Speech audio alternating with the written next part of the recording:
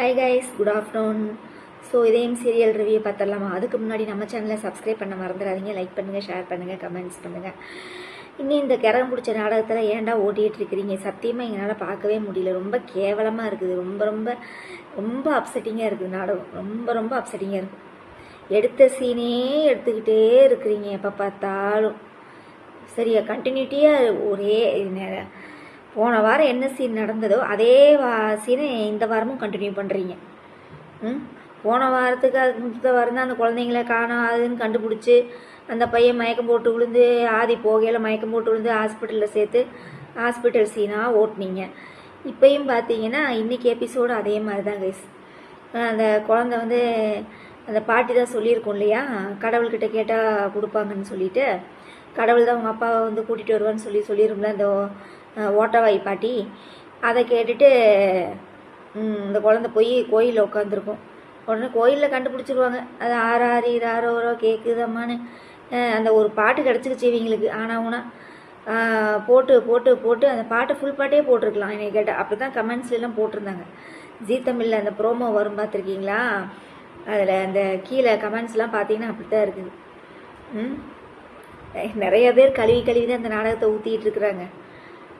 ரொம்ப என்ன சொல்கிறது, அதாவது நாடகம் எடுக்கலான்னா இப்படி நாடகம் நான் பார்த்ததே இல்லை கைஸ். சுத்தமாக நான் இப்படி பார்த்ததே இல்லைங்க. ரொம்ப என்ன சொல்கிறதுனே தெரியல எனக்கு. ஏன்னா அவங்க அம்மா பார்த்தோன்னே கட்டி பிடிச்சி அழுகிறா. அந்த தாய் மகன் சென்டிமெண்டெல்லாம் ஓகே தாங்க, சரிங்களா? அதெல்லாம் ஒன்றும் நம்ம திட்ட போகிறதும் இல்லை, இது பண்ண போகிறதும் இல்லை, சரியா? என்னைய கேட்டால் ஓயாமல் எடுத்த சீனே எடுக்கிறாங்கன்ற மாதிரி தான் இருக்குது. அதுக்கப்புறம் ரிப்பீட்டட் சீன் தான் அதிகமாக வருது. அப்புறம் மயக்கம் போட்டு உளுந்து, அதுக்கப்புறம் இங்கே வீட்லேயே சாமி கும்பிட்டுருக்கையில் வந்து மித்ரா வந்து சாமி மாதிரி பேசி அந்த குழந்தையோட மனசை கலைக்கிறது, அதெல்லாம் ரொம்பவே பார்க்கவே ரொம்ப இரிட்டேட்டிங்காக இருக்குது, வெறுப்பாக இருக்குது நாடகத்தை. அதான் உண்மையிலே நாடகத்தை இந்த கருமத்தை சீக்கிரம் முடிங்கடா அப்படின்ற மாதிரி தான் இருக்குது. இது கருமம் முடித்த நாடகம் தான். கமெண்ட்ஸில் கூட நீ கழுவி ஊற்றிக்கோங்க, எனக்கு பிரச்சனையே இல்லை. ரொம்ப நீங்களே மனசாட்சியை தொட்டு சொல்லுங்கள், நாடகம் நல்லாவா இருக்குது? ஒரு சுறுசுறுப்பாக இருக்குது நாடகம். எப்போ பார்த்தாலும் ஹீரோயினை போட்டு அள வச்சுக்கிட்டே இருக்கிறாங்க. இனி எனக்கு தெரிஞ்சு இவன் ஆதியே வந்து நான் உங்களுக்கே நான் வாழ்க்கை கொடுக்க போகிறேன் வாயத்திறந்து சொல்லாமல் இருந்தா சொல்கிறது தான் பாக்கி. மித்ரா, இவன் யாரையும் இப்போ கல்யாணம் பண்ணிட்டு போமா, நான் பாரதியை கல்யாணம் பண்ணிக்கிறேன்னு சொல்லிட்டு இவன் வாயிலே சொல்ல போகிறான்னு நினைக்கிறேன்.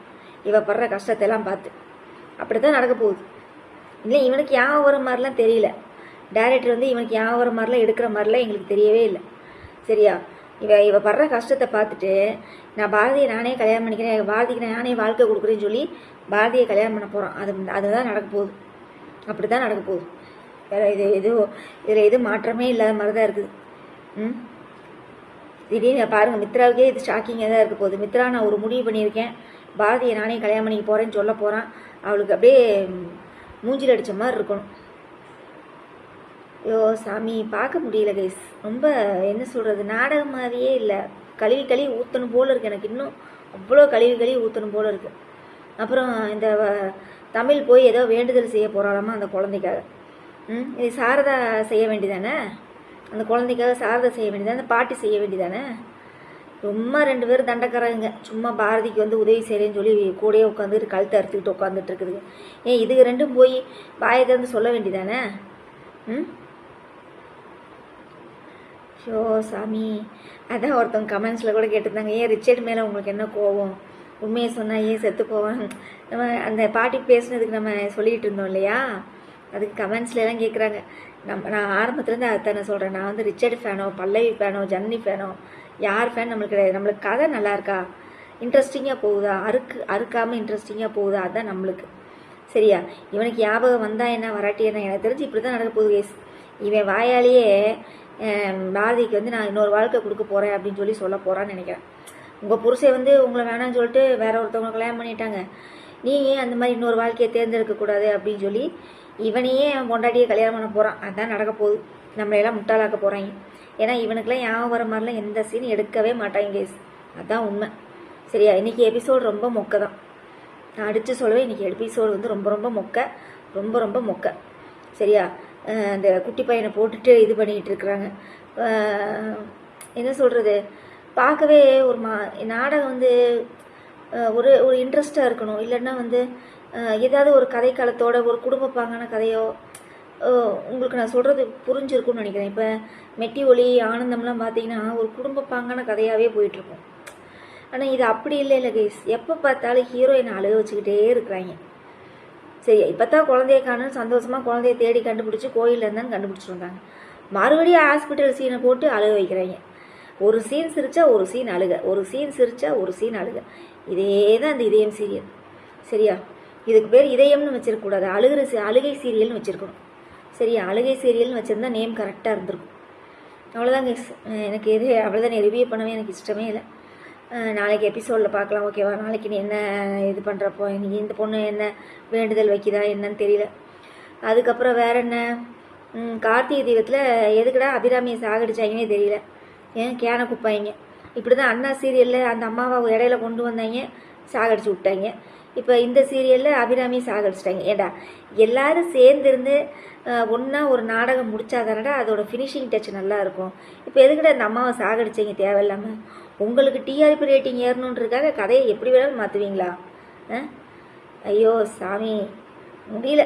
கார்த்திகை தீபம் நான் தான் சொல்லிகிட்டே இருந்தேன்ல 2-3 நாளாக, கார்த்திகை தீபம் சூப்பராக போயிட்டுருக்கு, கார்த்திகை தீபம் சூப்பராக போயிட்டுருக்கு நான் சொன்னேன் இல்லையா?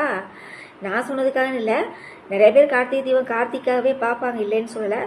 நாடகம் கொஞ்சம் நல்லா தான் போயிட்டு இருந்தது. இந்த மயில் வாங்கணும், கொஞ்சம் காமெடி நடிக்கிறது, அப்புறம் கதைக்களத்தோடு ஒரு போகிறதுனால நல்லா போயிட்டு இருந்துச்சு. இப்போ இடையில இந்த அம்மாவை சாகடிச்சு கதையை ஒன்றுமெல்லாம் பண்ணிட்டாங்க. கதையை சுத்தமாக ஒன்றுமெல்லாம் பண்ணிட்டாங்க. நல்லாவே இல்லை சீரியல். கார்த்திகை தீபம் அபிராமி சாகடிச்சிருக்கவே கூடாது, நல்லாவே இல்லை.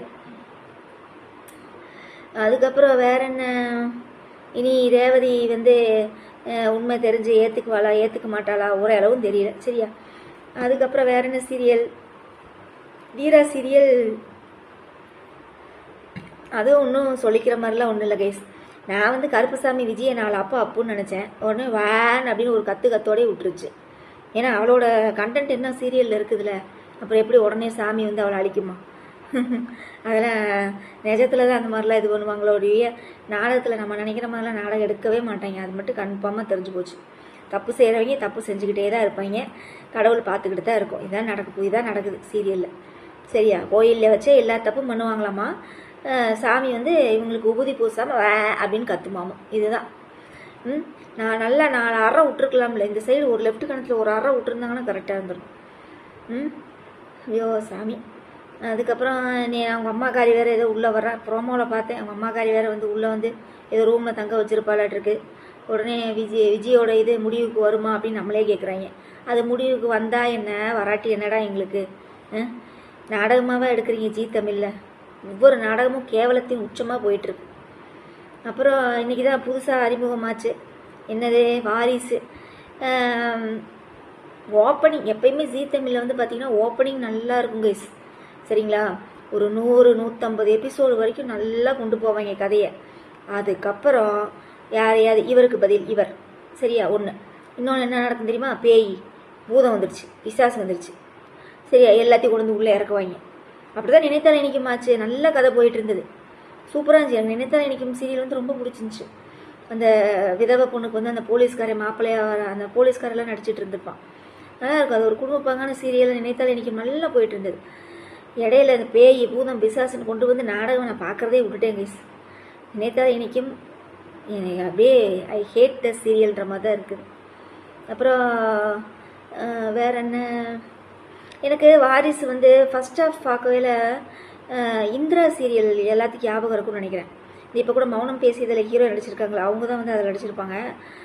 அந்த இந்திரா சீரியலில் வந்து இதே மாதிரி தான் அவங்க அப்பன் கடனை வாங்கி தான் கல்யாணம் பண்ணுவான்.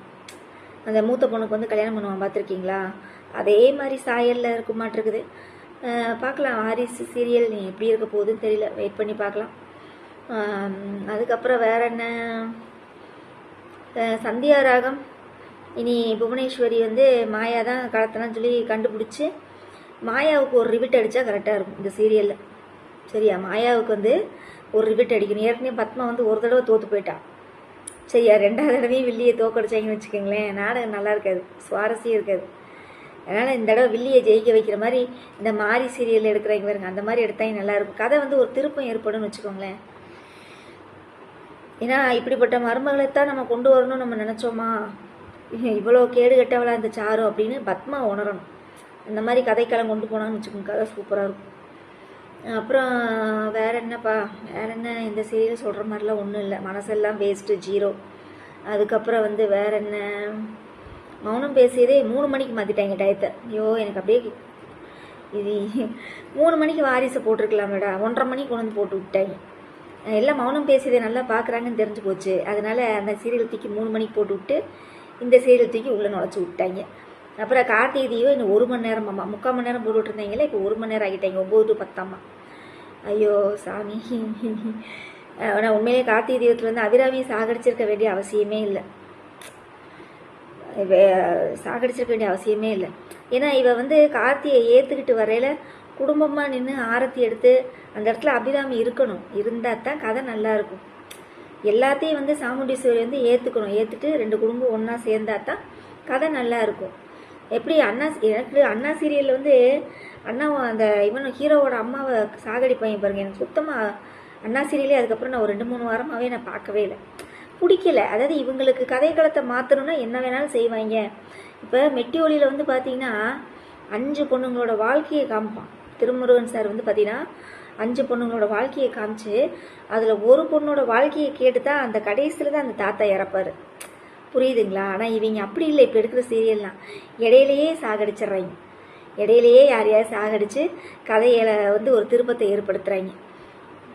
நல்லாவே இல்லை, நல்லாவே இல்லை, பார்க்குறதுக்கே நல்லா இல்லை. Okay done. வேறு என்ன, இதயம் சீரியல் என்னை பொறுத்தளவு டோட்டலி 0 தான் கைஸ். 100க்கு 10 கூட நடந்து வர மாட்டேன், மார்க்கெல்லாம் 0 தான், சுத்த வேஸ்ட்டு. வாசு ஃபேமிலியை ஒன்றுமெல்லாம் பண்ணிட்டாங்க. புரியுதுங்களா? வாசுவை சாகடிச்சாங்க, அப்பாவை சாகடிச்சிட்டாங்க, அந்த அம்மாவுக்கு பக்கவாதம் வந்துருச்சு. அவங்க அந்த பொண்ணு அந்த போலீஸ்காரன்லாம் என்ன ஆனனே தெரியல. ஆண்டாள் அழகரையும் கொண்டு போய் சிங்கப்பூரில் கொண்டு போய் விட்டாங்க. இந்த கண்ணூருட்டி மாமன்னர் என்ன பண்ணுறானே தெரியல. இந்த அறிவு என்ன பண்ணுறானே தெரியல. மொத்தத்தில் இதயம் சீரியல் வந்து மித்ரா, அதுக்கப்புறம் வந்து ஆதி, அதுக்கப்புறம் இந்த குடும்பம் சுதாகர் குடும்பம், அவன் பொண்டாட்டி, அந்த கிளவி ஒன்று, இந்த குட்டீஸுங்க 2, இந்த சாரதா, இந்த பாட்டி, அந்த மனோ, அபி, இவங்களை வச்சே நாடகத்தை ஓட்டுங்கடா.